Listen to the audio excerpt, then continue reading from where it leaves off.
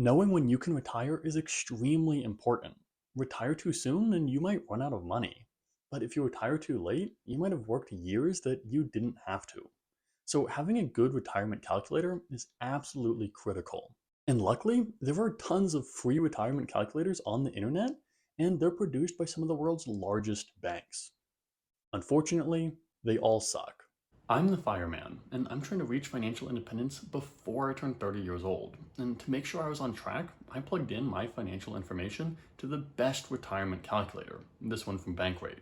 After putting in all of my information as best I could, I was told that I'd be ready to retire when I was, wait a second, 39? That can't be right. And hold on here, $2.4 million? In what universe do I need that much money to retire? Definitely not this one.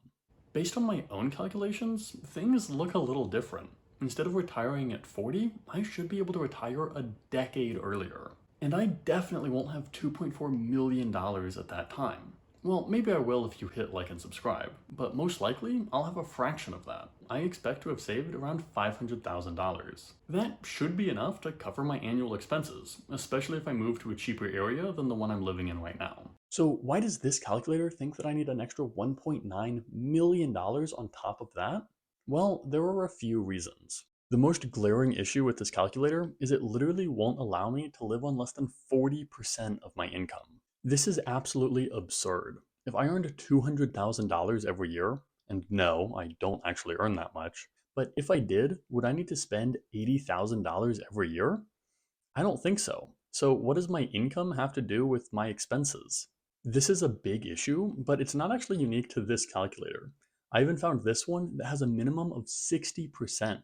That means if I was earning $200,000 every year, I'd be spending $120,000. That's absolute insanity. This is why the standard retirement age is the same for everybody, even though some people earn way more than others.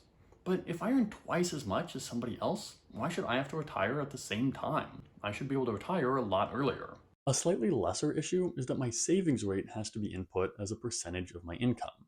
And I can do this calculation right now, but my income will always be changing. Since my expenses will always stay the same, this leads to a discrepancy. All of that extra money will go straight to savings, so my savings rate should increase over time. But unfortunately, there's no way to indicate this. My last issue is with the investment returns. And look, I have no idea what the stock market will return this year, next year, or the year after. But even so, these numbers look a little funky to me. Now, in defense of the calculator, you can override these defaults and put in your own numbers. But still, let's talk about them for a second. What I'm trying to figure out is why my investment returns would take a 3% drop the day I call it quits. The calculator says that somebody in retirement might take a more conservative investment approach, but I can't imagine taking such a conservative approach for such a long retirement. I never found a retirement calculator I liked, but the best one I could find was this one from NerdWallet. The best part about this calculator is I can put in my monthly expenses as a value instead of a percentage of my income. So this is the only calculator I found where my expenses weren't directly tied to my income when I input the numbers. And that makes this way more accurate for modeling my personal situation. Frankly, I wanted to make this video to point out that it's just sad to see that there's no good retirement calculators with the financial independence retire early community in mind. I mean, it's not even an option.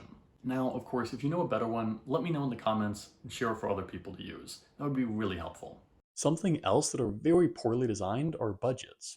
In fact, last week I made a video about the 50-30-20 budget and why I would never use it. I want you to watch that video next. It's an incredibly popular financial tool, but if you follow the 50-30-20 budget, you'll never be able to retire early. And in that video, I explain why. So I hope you like it. I'll see you next time.